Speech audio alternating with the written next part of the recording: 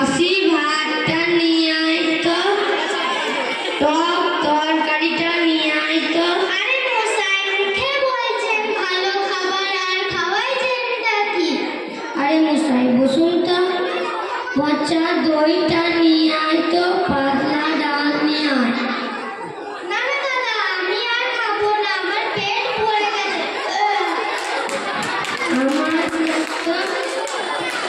আমার যত মুশকিল, দুটো থালা বাসি ভাত, টক তরকারি, কাঁচা দই, ওইগুলো সব আমার কর্মচারী, ওরাও কাজ ছাড়ে না, আর আমার খরিদ্দাররা সব চলে যায়।